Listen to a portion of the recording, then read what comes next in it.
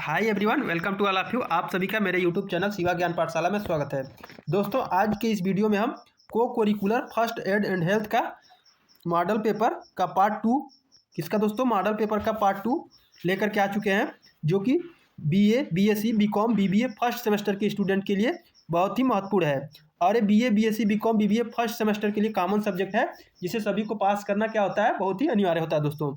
तो माँ विंध्यवासिनी यूनिवर्सिटी मिर्जापुर और उससे एफिलेटेड जितने भी कॉलेज हैं, उन सभी student BA, BSc, BCom, BBA का जो एग्ज़ाम है 13 फरवरी, क्या दोस्तों 13 फरवरी, इसमें जनवरी लिखा हुआ है, 13 फरवरी को लगा हुआ है सबका एग्जाम। ठीक है दोस्तों, तो आप लोगों को इससे पहले हम 3 वीडियो प्रोवाइड करा चुके हैं, चौथा वीडियो है, यानी कि 2 वीडियो रैंडमली कराया गया है और 2 आपको मॉडल पेपर करा दिया जा रहा है। मॉडल पेपर फर्स्ट इससे पहले कराया गया, मॉडल पेपर सेकंड है। ठीक है, यदि अभी तक आपने उसे नहीं देखा होगा तो हमारे प्लेलिस्ट सेक्शन में जाएंगे, वहाँ पे आपको मिल जाएगा फर्स्ट एंड हेल्थ के नाम से, वहाँ पे आपको प्लेलिस्ट मिल जाएगा। तो आप लोग पूरा वीडियो देख लेंगे, टोटल 4 वीडियो आपको देखने को मिलेगा। तो को करिकुलर सब्जेक्ट का है, उस दिन 2 टॉपिक पे पेपर होगा। ठीक है, जिन्होंने चूज किया होगा फर्स्ट एंड हेल्थ उनका ये पेपर आएगा, और जिन्होंने food nutrition and hygiene choose किया होगा तो उनका फूड न्यूट्रिशन एंड हाइजीन का पेपर आएगा। ठीक है, तो आप लोग बिल्कुल भी कंफ्यूज नहीं होना है और वीडियो को शुरू से अंत तक देखिए, क्योंकि पेपर जो है 100% यहीं से आना है। जितना वीडियो कराया गया है उतना आपके लिए इनफ है दोस्तों, आपको कहीं भी घबराने की जरूरत नहीं है। तो चलिए बिना देर किए वीडियो को स्टार्ट करते हैं। तो दोस्तों, ये आपका पूरा मॉडल पेपर है। ठीक है, क्या दोस्तों, पूरा मॉडल पेपर है। यहाँ पे सेकेंड सेमेस्टर लिखा हुआ है, और लेकिन ये टॉपिक जो है फर्स्ट सेमेस्टर में कराया जा रहा है। ठीक है दोस्तों, इसमें कराया जा रहा है, फर्स्ट सेमेस्टर में कराया जा रहा है। तो ये आपका PYQ है। चलिए क्वेश्चन को स्टार्ट करते हैं। कह रहा है दोस्तों, कोई हानिकारक केमिकल आंखों में गिर जाए तो कितनी देर तक आंखों को साफ पानी से धोना चाहिए? 5 मिनट, 10 मिनट, 15 मिनट, 20 मिनट। तो इसका राइट ऑप्शन हो जाएगा दोस्तों ऑप्शन सी, बिल्कुल करेक्ट होगा, 15 मिनट। आंखों में हानिकारक केमिकल गिरने पर उन्हें कम से कम 15 से 20 मिनट, कितना दोस्तों 15 मिनट भी 20 मिनट तक लगातार साफ पानी से धोना चाहिए, ताकि केमिकल पूरी तरह से निकल जाए और आंखों को कम से कम नुकसान हो। Next question, question number 2। सांप के काटने पर प्राथमिक चिकित्सा के रूप में किया जाता है? मरीज को आराम, शांति व आश्वासन दे, मरीज को सोने न दे और नजर रखे, पीड़ित अंग को कसकर बांधे, या उपरोक्त सभी। इसका राइट ऑप्शन हो जाएगा दोस्तों ऑप्शन सेकंड, बिल्कुल करेक्ट होगा। हाँ, फर्स्ट इसमें बिल्कुल करेक्ट होगा दोस्तों, यानी कि मरीज को आराम, शांति व आश्वासन दे। ठीक है, यानी कि सर्प के काटने पर सबसे महत्वपूर्ण प्राथमिक चिकित्सा मरीज को शांत रखना और उसे आराम देना है। ऐसा करने से जहर का फैलाव धीमा हो जाता है। और क्या होता है? पीड़ित अंग को कसकर बांधना। ठीक है, आमतौर पर अनुशंसित नहीं है, क्योंकि यह रक्त प्रवाह को रोकता है और ऊतकों को नुकसान पहुंचा सकता है। नेक्स्ट क्वेश्चन दोस्तों, क्वेश्चन नंबर 3। कह रहा है कि रक्तस्राव है। रक्तस्राव क्या है? किसी भी चपेट के कारण फटी रक्तवाहियों से निकलने वाला रक्त की प्रक्रिया, फटी हुई रक्तवाहिका या पेशी या अस्थिबंधन। तो इसका राइट ऑप्शन हो जाएगा दोस्तों ऑप्शन फर्स्ट, बिल्कुल करेक्ट होगा। किसी भी चोट के कारण फटी रक्तवाहिका से निकलने वाली रक्त की प्रक्रिया क्या है? ब्लीडिंग है। क्या है? ब्लीडिंग। रक्तस्राव है, यानी कि ब्लीडिंग वह प्रोसेस है जिसमें किसी चोट के कारण रक्तवाहिका फट जाती है और उसमें से रक्त बाहर निकलने लगता है। ठीक है, नेक्स्ट क्वेश्चन, क्वेश्चन नंबर 4। रक्तस्राव के कारण शरीर को क्या हानि होती है? बेहोशी आती है, हृदय कार्य करना बंद कर देता है, फेफड़ों का कार्य सुचारू रूप से नहीं हो पाता, या हृदय तथा फेफड़ों का कार्य सुचारू रूप से नहीं हो पाता। तो इसका राइट ऑप्शन हो जाएगा दोस्तों ऑप्शन डी, बिल्कुल करेक्ट होगा, यानी कि गंभीर रक्तस्राव के कारण शरीर में रक्त की मात्रा कम हो जाती है, जिससे अंगों तक ऑक्सीजन और पोषक तत्वों की आपूर्ति बाधित होती है। इसके परिणाम स्वरूप सभी शरीर जो होता है सदमे में चला जाता है, जिससे अंततः हृदय और फेफड़े जैसे महत्वपूर्ण अंगों का कार्य सुचारू रूप से नहीं हो पाता है। Next question, question number 5। कह रहा है दोस्तों, उतना विजुअल नहीं है, आप लोग सुन लीजिएगा ये वाला क्वेश्चन, कि मानसिक स्वास्थ्य दिवस कब मनाया जाता है? 10 अक्टूबर को, 10 जून को, 20 मार्च को, या 20 अक्टूबर को? तो मानसिक स्वास्थ्य दिवस जो है दोस्तों 10 अक्टूबर को मनाया जाता है। कब मनाया जाता है दोस्तों? 10 अक्टूबर को, यानी कि विश्व मानसिक स्वास्थ्य दिवस हर साल 10 अक्टूबर को मनाया जाता है। इसका उद्देश्य दुनिया भर में मानसिक स्वास्थ्य के मुद्दों के बारे में जागरूकता बढ़ाना और मानसिक स्वास्थ्य के समर्थन में प्रयासों को संगठित करना है। ठीक है, क्वेश्चन नंबर 6 कह रहा है कि आत्महत्या के संकेतों को पहचान कर इससे बचा जा सकता है। कैसे बचा जा सकता है? सत्य है, असत्य है, अर्ध सत्य है, कह नहीं सकते। तो इसका राइट ऑप्शन सत्य हो जाएगा, बिल्कुल करेक्ट होगा, यानी कि यह सत्य है कि आत्महत्या की चेतावनी संकेतों को पहचान कर और समय पर सहायता प्रदान करने से इसे रोका जा सकता है। इन संकेतों में अक्सर व्यवहार में बदलाव, उदासी के गंभीर लक्षण और निराशा की भावनाएं शामिल होती हैं। ठीक है दोस्तों, नेक्स्ट क्वेश्चन, क्वेश्चन नंबर 7, इनमें से कौन संवेदी अंग नहीं है? जीभ है, नाक है, गला है या आंख है? तो इसका राइट ऑप्शन हो जाएगा दोस्तों ऑप्शन सी बिल्कुल करेक्ट होगा, यानी कि गला जो है मानव शरीर में मुख्य संवेदी अंग जीभ जिससे आप स्वाद लेते हैं, नाक जिससे आप सुगंध लेते हैं, गंध लेते हैं, आंख जिससे आप देखते हैं, कान जिससे सुनते हैं, त्वचा जिससे स्पर्श करते हैं। लेकिन गला जो है संवेदी अंग नहीं है, यह श्वसन और पाचन तंत्र का एक प्रकार का हिस्सा है। नेक्स्ट क्वेश्चन, क्वेश्चन नंबर 11 कह रहा दोस्तों यौन 11 नहीं 8 ना दोस्तों, हाँ 8 हो जाएगा, यानी कि यौन शिक्षा का उद्देश्य है प्रेम के अनुचित प्रदर्शनों को रोकना, यौन संबंधों की सही जानकारी देना, एकांकी परिवेश तथा सामाजिक उपयुक्त में से कोई नहीं। तो इसका राइट ऑप्शन सेकंड बिल्कुल करेक्ट हो जाएगा, बी हो जाएगा, यानी कि यौन शिक्षा का प्राथमिक उद्देश्य व्यक्तियों को यौन स्वास्थ्य, प्रजनन, यौन संबंधों और संबंधित सामाजिक पहलुओं के बारे में सटीक और व्यापक रूप से जानकारी प्रदान करना है ताकि वे सूचित पूर्ण निर्णय ले सके। यानी कि यौन शिक्षा को बिना शर्माए ग्रहण करना चाहिए या किसी से भी सीखना चाहिए, ठीक है, लजाना शर्माना नहीं चाहिए उसमें। दोस्तों यदि आप अभी हमारे चैनल पर नए हैं तो कृपया करके शिवा ज्ञान पाठशाला चैनल को सब्सक्राइब जरूर कर लीजिएगा और बेल आइकन को प्रेस कर लीजिएगा ताकि किसी प्रकार का कोई भी इन्फॉर्मेटिव वीडियो अपलोड हो तो सबसे पहले उसका नोटिफिकेशन आप तक पहुंच सके दोस्तों। और हर सेमेस्टर में इसी प्रकार का आपको हेल्पफुल वीडियो मिलता रहे, आप इसलिए आप लोग चैनल को सब्सक्राइब करके बेल आइकन को प्रेस करके रखेंगे तो हर सेमेस्टर में आपको चैनल का नाम ढूंढना नहीं पड़ेगा, क्योंकि आपके साथ है शिवा ज्ञान पाठशाला चैनल और शिवा ज्ञान पाठशाला चैनल पे पढ़ाया वही जाता है जो सिर्फ एग्जाम में आता है, ठीक है। कोई भी क्वेश्चन यहाँ पे हवाबाजी नहीं कराया जाता है दोस्तों, आप लोग निडर होकर एकदम एग्जाम देने जाएंगे, सेम टू सेम ऐसा ही पैटर्न पे आपको क्वेश्चन पेपर देखने को मिलेगा। और जितने लोग देख रहे हैं वीडियो को लाइक जरूर करेंगे दोस्तों, लाइक जरूर करना है सबको और कमेंट में करना है कि आपका एग्जाम कल है या नहीं है, ठीक है, आप किस जिले से हैं, किस कॉलेज से हैं, कमेंट में बताएंगे। यदि आपको कुछ पूछना है तो कमेंट सेक्शन में कमेंट करके पूछ सकते हैं, आपको वहाँ पे रिप्लाई अवश्य मिलेगा दोस्तों, ठीक है। नेक्स्ट क्वेश्चन देखते हैं, क्वेश्चन नंबर 9 कह रहा है यौन शिक्षा किसके द्वारा दी जा सकती है? माता पिता, भाई बहन, अध्यापक, दोस्त अथवा नजदीकी संबंधी, उपयुक्त सभी। तो इसमें से आपका जो राइट ऑप्शन है दोस्तों ऑप्शन डी बिल्कुल करेक्ट होगा, यानी कि यौन शिक्षा विभिन्न माध्यमों से प्रदान की जा सकती है जिन्हें माता पिता अभिभावक अक्सर सबसे प्रत्यक्ष स्रोत होते हैं। शिक्षक, मित्र और करीबी रिश्तेदार भी जानकारी और मार्गदर्शन प्रदान कर सकते हैं, इसलिए सूचीबद्ध सही विकल्प वैध स्रोत हैं, ठीक है दोस्तों। क्वेश्चन नंबर 10 कह रहा है कि परिवार नियोजन का मुख्य उद्देश्य है बच्चे पैदा न करना, केवल एक बच्चे को जन्म देना, केवल लड़कों को जन्म देना, दो बच्चों के बीच जन्म में अंतर। तो दोस्तों इसका जो राइट ऑप्शन हो जाएगा आपका ऑप्शन इसमें डी बिल्कुल करेक्ट होगा, यानी कि दो बच्चों के जन्म के बीच का अंतर या अंतराल। परिवार नियोजन का मुख्य उद्देश्य व्यक्तियों और दंपतियों को उनके इच्छित परिवार के आकार को प्राप्त करने और गर्भधारण के बीच अंतराल को निर्धारित करने में मदद करना है। इसमें बच्चों की संख्या और उनके माँ के बीच के अंतराल की योजना बनाना शामिल है, न कि बच्चों से पूरी तरह बचना या केवल बच्चे के लिंग पर ध्यान केंद्रित करना, ठीक है दोस्तों। एक प्रकार का परिवार नियोजन का मुख्य उद्देश्य है। ऐसा नहीं कि परिवार नियोजन लगा दे तो बच्चे पैदा ना करें या केवल एक ही बच्चा पैदा करें या केवल लड़के लड़का का के लिए सोचें, ऐसा नहीं, दो बच्चों के बीच में जन्म में अंतर होना चाहिए, ठीक है। नेक्स्ट क्वेश्चन, क्वेश्चन नंबर 11 कह रहा है दोस्तों समाज पर आपदा के क्या परिणाम होते हैं? जीवन का नुकसान, संपत्ति का नुकसान, पर्यावरण को नुकसान, उपयुक्त सभी। तो दोस्तों इसका बिल्कुल आपका जो राइट ऑप्शन हो जाएगा ऑप्शन डी बिल्कुल करेक्ट होगा, यानी कि आपदाओं के कारण आमतौर पर समाज के लिए कई गंभीर परिणाम होते हैं जिनमें जान माल की हानि, संपत्ति को नुकसान और पर्यावरण को हानि शामिल हो सकती है दोस्तों। नेक्स्ट क्वेश्चन, क्वेश्चन नंबर 12 निम्नलिखित में से कौन सी प्राकृतिक आपदा नहीं है? ज्वालामुखी विस्फोट, बाढ़, प्लांट से गैस रिसाव या सुनामी। इसका राइट ऑप्शन हो जाएगा ऑप्शन सी बिल्कुल करेक्ट होगा दोस्तों, प्लांट से गैस रिसाव, ठीक है। प्राकृतिक आपदा पृथ्वी की प्राकृतिक प्रतिक्रियाओं के कारण होती है, जैसे ज्वालामुखी विस्फोट, बाढ़ और सुनामी।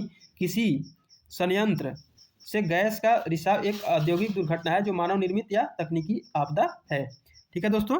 नेक्स्ट क्वेश्चन देखते हैं, क्वेश्चन नंबर 13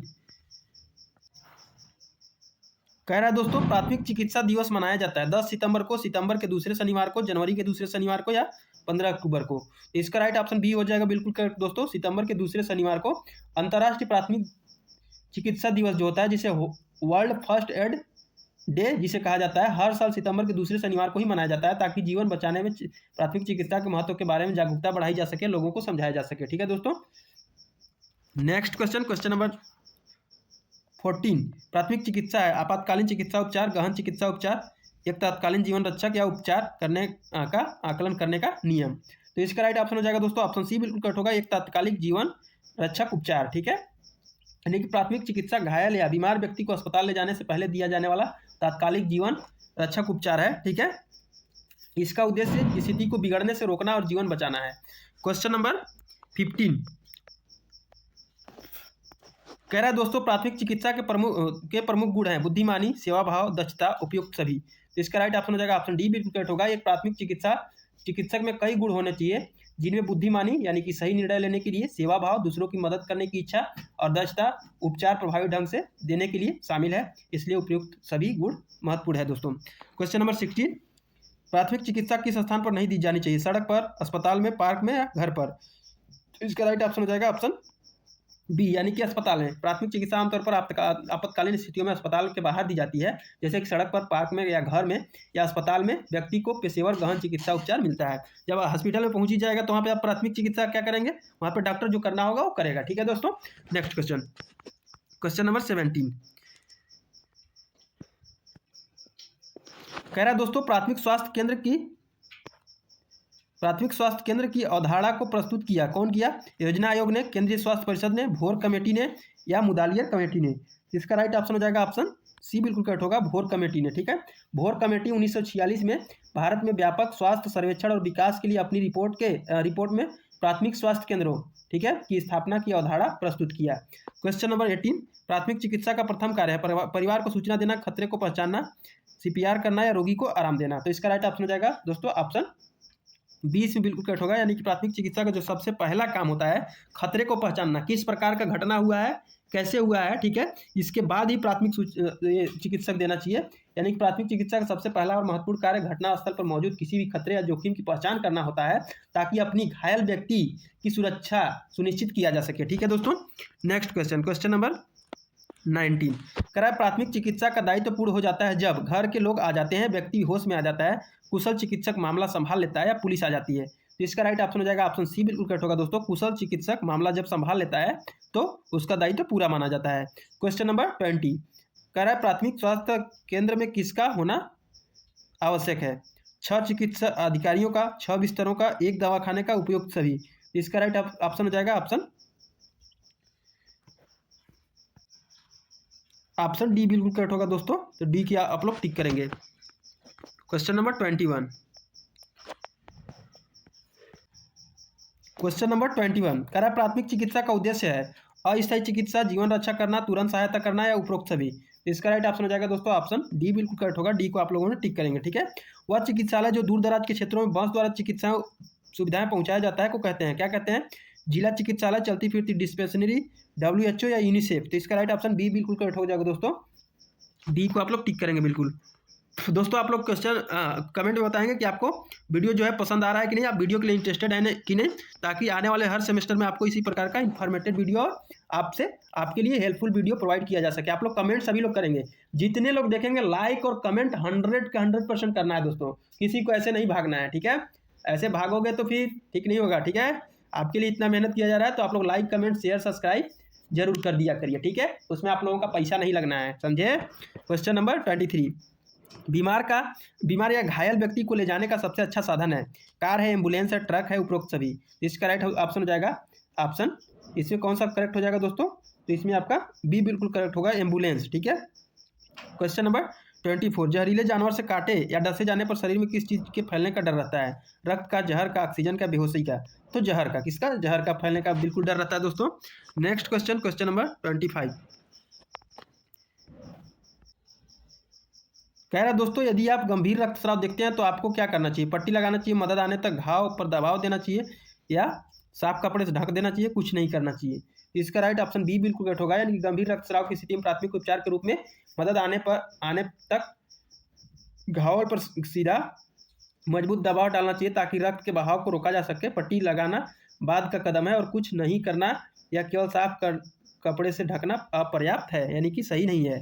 क्वेश्चन नंबर 26 सर्प द्वारा काटे गए व्यक्ति को रोकना चाहिए लेटने से, सोने से, चलने से या बैठने से? तो इसका राइट ऑप्शन हो जाएगा ऑप्शन सी बिल्कुल करेक्ट होगा दोस्तों, चलने से। क्या होगा? चलने से। सर्पदंश के बाद पीड़ित को शांत रहना चाहिए और किसी भी तरह की शारीरिक गतिविधि जैसे चलना से बचना चाहिए। गतिविधि से शरीर के में जहर जो है तेजी से फैलता है दोस्तों। क्वेश्चन नंबर 27 कह रहा है सीपीआर का अर्थ है, सीपीआर का क्या अर्थ है दोस्तों?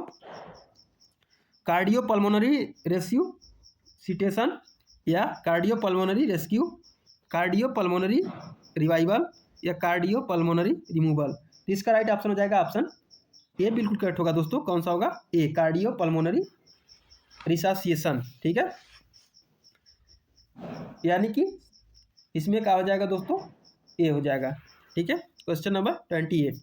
AVPU पैमाने में ए का अर्थ है, क्या अर्थ है? कार्य है, सतर्कता है, सक्रियता है, इनमें से कोई नहीं। तो इसका सतर्कता बिल्कुल करेक्ट होगा दोस्तों। ठीक है, नेक्स्ट क्वेश्चन। क्वेश्चन कह रहा है सामान्य नियम के तहत हाथ कितने सेकेंड तक धोने चाहिए? 20 सेकेंड, 20, 40 से 60 सेकेंड, 80 से 80 सेकेंड, 80 से 100 सेकेंड। तो दोस्तों इसमें से आपका जो राइट ऑप्शन हो जाएगा ऑप्शन ए बिल्कुल करेक्ट होगा, 20 सेकेंड। विश्व स्वास्थ्य संगठन, जिसको आप लोग WHO वर्ल्ड हेल्थ ऑर्गेनाइजेशन जिसको कहते हैं, और रोग नियंत्रण केंद्र के दिशा निर्देशों कारण कीटाणुओं को प्रभावी रूप से हटाने के लिए सामान्य नियम के तहत हाथों को कम से कम 20 सेकेंड तक अवश्य धोना चाहिए। ऐसा नहीं कि कुछ अच्छा बना है या कोई खा जाएगा या ऐसा सोच करके वो बिना हाथ धोए खाना खाना शुरू कर दें, ऐसा नहीं करना चाहिए ना। ठीक है, ऐसा नहीं करना चाहिए किसी को। Question number 30। यदि साबुन उपलब्ध न हो तो हाथ धोने के लिए प्रयोग करेंगे, क्या प्रयोग करेंगे? मिट्टी, केवल पानी, राख या हाथ न धोएं। ठीक है, तो इसमें से आपका जो राइट ऑप्शन हो जाएगा केवल पानी। क्या करना चाहिए दोस्तों? केवल पानी से हाथ धोना चाहिए। ठीक है, यह किसी भी चीज़ से बेहतर है। हालांकि साबुन और पानी सबसे प्रभावी तरीका है। राख का उपयोग पारंपरिक रूप में पहले किया जाता था, ठीक है, लेकिन यह मानसिक स्वास्थ्य दिशा निर्देशों का हिस्सा नहीं है। नेक्स्ट क्वेश्चन दोस्तों, क्वेश्चन नंबर 31। कह रहा है एक अच्छे सैनिटाइजर में पाया जाता है तेल, पाया जाता है साबुन, पाया जाता है अल्कोहल, पाया जाता है उपरोक्त सभी। तो दोस्तों इसका जो राइट ऑप्शन हो जाएगा ऑप्शन सी बिल्कुल करेक्ट होगा, अल्कोहल। क्या पाया जाएगा दोस्तों? अल्कोहल। एक अच्छे हैंड सैनिटाइजर में कीटाणुओं को मारने के लिए मुख्य सक्रिय घटक के रूप में आमतौर पर कम से कम 60% अल्कोहल, जिसमें एथेनॉल या आइसोप्रोपिल अल्कोहल पाया जाता है। Question number 32। PPE किट का प्रयोग किससे बचने के लिए करना चाहिए? रक्त से, तीव्र संक्रमण से, शारीरिक द्रव्य से, इनमें से कोई नहीं। तो इसका राइट ऑप्शन हो जाएगा ऑप्शन बी, तीव्र संक्रमण से। ठीक है, नेक्स्ट क्वेश्चन दोस्तों, question number 33।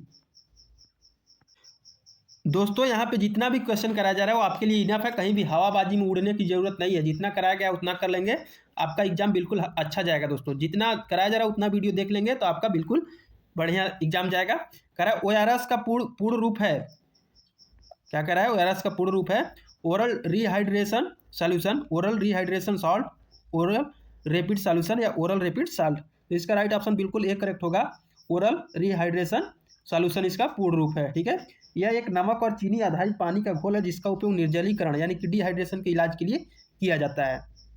Question number 34। Inhaler का प्रयोग किया जाता है फांसी लगाने में, अस्थमा में, गला घुटने पर या सांस न आने पे। इसका राइट ऑप्शन हो जाएगा अस्थमा में। किसमें दोस्तों? अस्थमा में।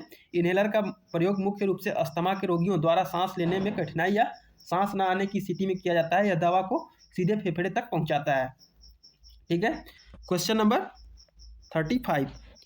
कह रहा दोस्तों बच्चे को किस वस्तु को निगलने के बाद घुटन हो सकती है? सिक्का, बटन, छोटा खिलौना, उपयुक्त सभी। तो इसका राइट ऑप्शन हो जाएगा उपयुक्त सभी। आप लोग बिल्कुल करेक्ट ऑप्शन लगाएंगे। ठीक है, खून को जमने में मदद करती है WBC, प्लेटलेट्स, RBC या उपरोक्त सभी। तो इसका बिल्कुल राइट ऑप्शन हो जाएगा प्लेटलेट्स, यानी कि प्लेटलेट्स जिन्हें थ्रोम्बोसाइट्स भी कहा जाता है, रक्त कोशिकाएं हैं जो चोट लगने पर खून का थक्का यानी क्लॉट बनाने में हेल्प करती है, जिससे रक्तस्राव रुक जाता है। नेक्स्ट क्वेश्चन दोस्तों, क्वेश्चन नंबर 37। कह रहा है दोस्तों दिल के दौरे का संकेत नहीं है। क्या कह रहा है दोस्तों? दिल के दौरे का संकेत नहीं है। छाती में दर्द, कंधे तक फैलना, पसीना आना, नाक से खून बहना। तो इसका राइट ऑप्शन बिल्कुल डी करेक्ट होगा, यानी कि दिल के दौरे के मुख्य संकेतों में छाती दर्द, दर्द का कंधे तक फैलना और पसीना आना शामिल है। नाक से खून बहना आमतौर पर दिल के दौरे का संकेत नहीं है दोस्तों। ठीक है, क्वेश्चन नंबर 38। हड्डी का टूटना या मुड़ना कहलाता है, क्या कहलाता है? मोच, अस्थिभंग, जोड़ या उपरोक्त सभी। तो इसका राइट ऑप्शन हो जाएगा दोस्तों ऑप्शन बी बिल्कुल करेक्ट होगा, अस्थिभंग। क्या कहलाएगा दोस्तों? अस्थिभंग। हड्डी का जो टूटना या मुड़ना जो है अस्थिभंग या फ्रैक्चर कहलाता है। मोच स्नायु बंधन यानी कि लिगामेंट की चोट है। जोड़ वह स्थान है जहां दो हड्डियां जुड़ती हैं। ठीक है दोस्तों, यहाँ पे एक्सप्लेनेशन कराया जा रहा है आपको। आप लोग बताएं कमेंट करके कि आपको अच्छा लग रहा है, आप इंटरेस्टेड हैं कि नहीं है। ठीक है, शरीर की सबसे लंबी हड्डी है खोपड़ी की हड्डी, जांग की हड्डी, पसली की हड्डी, इनमें से कोई नहीं। इसका राइट ऑप्शन हो जाएगा ऑप्शन बी, जांग की हड्डी। आप लोग देख रहे होंगे दोस्तों क्वेश्चन पेपर जो आता है बिल्कुल रिपीटेड आता है, तो आपका भी सेम टू सेम ऐसा ही आएगा। ठीक है, यानी कि शरीर की सबसे लंबी हड्डी जांग की हड्डी, जिसे फीमर कहा जाता है, है और खोपड़ी की हड्डी और पसली की हड्डी इसमें से छोटी होती है। ठीक है। क्वेश्चन नंबर 40, मोच या हड्डी की चोटों में क्या नहीं करना चाहिए? चोट की मालिश न करें, चोट पर गर्म सिंकाई न करें, गतिविधि जारी न रखें या उपरोक्त सभी। तो इसका राइट ऑप्शन उपरोक्त सभी में बिल्कुल करेक्ट होगा दोस्तों। क्वेश्चन नंबर 41,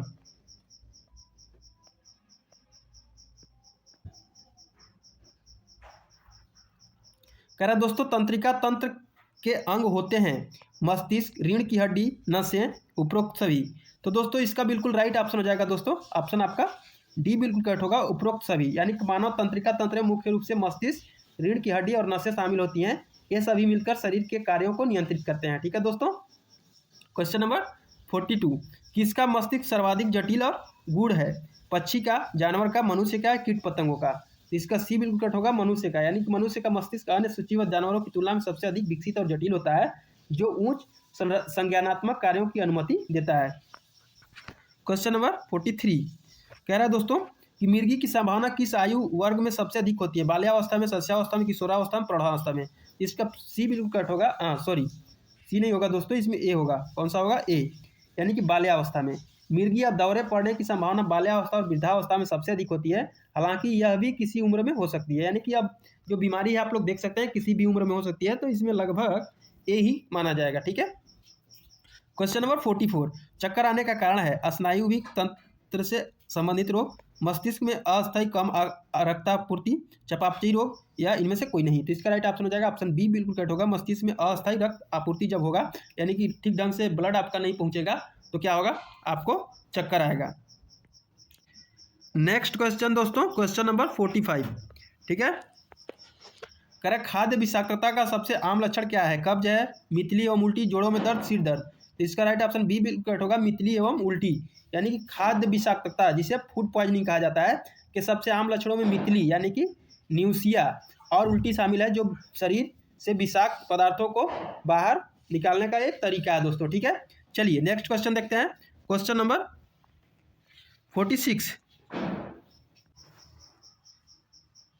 कह रहा है दोस्तों सबसे अधिक पाचन की क्रिया कहाँ होती है? छोटी आंत में होती है, पेट में होती है, बड़ी आंत में होती है, उपयुक्त सभी में? तो इसका राइट ऑप्शन ए बिल्कुल करेक्ट होगा, छोटी आंत। ठीक है। पाचन की अधिकांश क्रिया और पोषक तत्वों का अवशोषण छोटी आंत में होता है, यानी कि इसका ए बिल्कुल करेक्ट होगा। क्वेश्चन नंबर 47, कह रहे यकृत पाचन में किस प्रकार सहायता करता है? महत्वपूर्ण एंजाइम बनाता है, पेट एसिड को निष्क्रिय करता है, पित्त रस का उत्पादन करता है, इंसुलिन को नियंत्रित करता है? तो इसका राइट ऑप्शन हो जाएगा दोस्तों ऑप्शन सी बिल्कुल करेक्ट होगा, पित्त रस का उत्पादन करता है। यकृत पित्त रस का उत्पादन करता है, जो वसा के पाचन में हेल्प करता है दोस्तों। ठीक है। नेक्स्ट क्वेश्चन, क्वेश्चन नंबर 48, कह रहा है कि पाचन प्रक्रिया शुरू होती है आमाशय में, मुख से, ग्रसिका से, यकृत से? तो दोस्तों इसका राइट ऑप्शन हो जाएगा ऑप्शन बी बिल्कुल करेक्ट होगा, मुख से। किससे? मुख से। पाचन की प्रक्रिया मुख से ही शुरू होती है, जहां लार में मौजूद एंजाइम कार्बोहाइड्रेट का पाचन शुरू करते हैं। ठीक है। क्वेश्चन नंबर 49, पित्त बनता है बड़ी आंत में, यकृत में, पेट में, उपरोक्त सभी में? तो इसका राइट ऑप्शन हो जाएगा ऑप्शन बी, यकृत में बनता है। ठीक है। क्वेश्चन नंबर 50 और एस मॉडल पेपर का अंतिम क्वेश्चन है। कह रहा है कि डायरिया रोग का कारण है गंदा पानी, अस्वच्छता, वायरस, उपरोक्त सभी? इसका राइट ऑप्शन बिल्कुल डी हो जाएगा, यानी कि डायरिया यानी कि दस्त आमतौर पर गंदे पानी, अस्वच्छता और वायरस सहित विभिन्न कारकों के कारण हो सकता है। तो दोस्तों ये रहा आपका total model paper 2। Model paper 2 है, मॉडल पेपर 1 भी कराया गया है। यदि आप लोगों ने अभी तक कुछ नहीं पढ़ा तो आप हमारे प्लेलिस्ट सेक्शन में जाएंगे, वहाँ पे फर्स्ट एड हेल्थ का को करिकुलर का नाम से एक प्लेलिस्ट बना हुआ है, जिनका टॉपिक फर्स्ट एड हेल्थ होगा, तो वे लोग इस पूरे 4 वीडियो को देख करके जाएंगे। 100% आपका क्वेश्चन सेम टू सेम देखने को मिलेंगे दोस्तों, इसी प्रकार का क्वेश्चन देखने को मिलेंगे। ठीक है। तो माँ विंध्यवासिनी यूनिवर्सिटी और उससे एफिलेटेड जितने भी कॉलेज हैं, उन सभी स्टूडेंट का BA, BSc, BCom, BBA first semester का एग्जाम 13 फरवरी 2026 को लगा हुआ है। ठीक है। तो आप सभी एग्जाम से पहले जरूर वीडियो को देख करके जाएंगे, क्योंकि फर्स्ट मीटिंग में ही सबका पेपर है 13 फरवरी को 10 बजे से 12 बजे तक। ठीक है। यदि सुबह भी देखना शुरू करते हैं तो वीडियो को आसानी से आप देख सकते हैं और अपना एग्जाम में अच्छा स्कोर कर सकते हैं दोस्तों। ठीक है। और इस सब्जेक्ट को सभी को पास करना भी अनिवार्य होता है। और यदि अभी तक आपने शिवा ज्ञान पाठशाला चैनल को सब्सक्राइब नहीं किया तो कृपया करके सब्सक्राइब करके बेल आइकन को प्रेस कर लें, ताकि हर सेमेस्टर में आने वाला किसी प्रकार का हेल्पफुल वीडियो अपलोड हो तो सबसे पहले उसका नोटिफिकेशन आप तक पहुंच सके। आपको कहीं और भागने की जरूरत नहीं है, क्योंकि शिवा ज्ञान पाठशाला पर पढ़ाया वही जाता है जो एग्जाम में आता है। तो दोस्तों माँ विंध्यवासिनी यूनिवर्सिटी और उससे एफिलिएटेड जितने भी कॉलेज हैं, उन सभी स्टूडेंट को 13 फरवरी 2026 के एग्जाम के लिए ऑल द बेस्ट। आप अपना एग्जाम में अच्छा स्कोर कर सकें। ठीक है। और वीडियो को पूरा देख करके जाएं, हवाबाजी में नहीं कि ऐसे ही चले गए रैंडमली, वीडियो को देख करके जाएंगे। तो आज के लिए इतना ही, चलिए अगले वीडियो में अगले टॉपिक के साथ मिलते हैं, तब तक के लिए थैंक यू। और हाँ, आप लोग इस नंबर पे पेपर भेज देंगे ताकि उसका सॉल्यूशन कराया जा सके, 8957379006। आप व्हाट्सएप पे PDF बना करके और पेपर जरूर भेजेंगे ताकि उसका आंसर की कराया जा सके। धन्यवाद दोस्तों।